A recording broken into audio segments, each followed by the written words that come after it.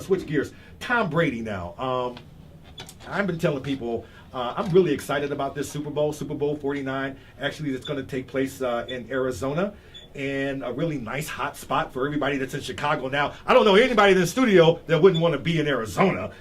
So they're doing it big, and Tom Brady, who I like. I actually like the guy. I don't necessarily like the Patriots, but you know, now with the deflating balls and things of that nature, come on, 11 out of 12 balls.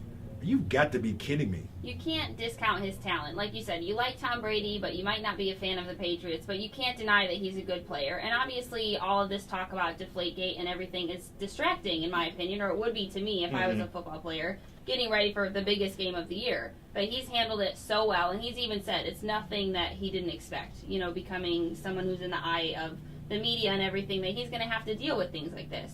So even though he's trying to prepare for his game, he's, you know, but being distracted with this, he's been able to focus off his attention on the Super Bowl. On the Super Bowl. And that can be kind of difficult. You think about it, because this is a huge stage, and media are, you know, they're constantly in your face. They're constantly sticking microphones and sound bites. You know, anything that you say, it's going to be, you're under a microscope.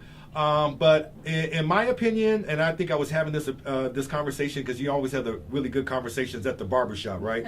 So I'm at the barbershop, and we were talking about greatest quarterbacks. And I would have to say that Tom Brady, and I know that you would really like this, that Tom Brady is probably the best quarterback, not the best player, but the best quarterback of all time. Because you've got to give it to him. What Tom has been to, this will be his sixth Super Bowl appearance.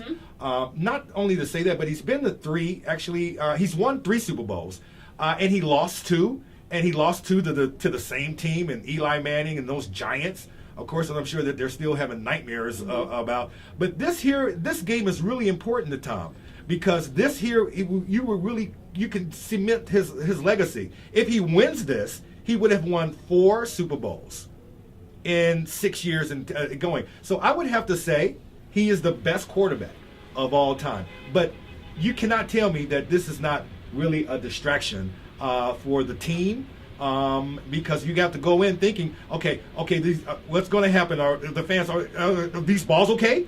Are anything wrong? Is anything wrong with these balls?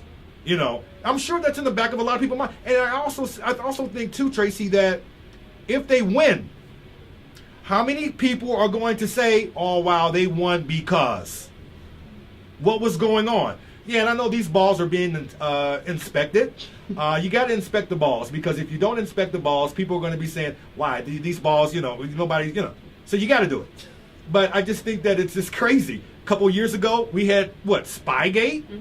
So, I mean, it's nuts. So what do you think is going to happen tomorrow? Who do you like in Super Bowl 49? I'm liking the Seahawks for this one. Really? I know there's a lot riding on the line for both teams. Like you said, if Tom wins the Super Bowl, actually, he'll be tied with Terry Bradshaw, a football legend, for amount of wins for a quarterback in the Super Bowl. So I think that they have a lot to shoot for, but I like the Seahawks this time. You like the Seahawks? Yes. Okay, so we'll see what happens.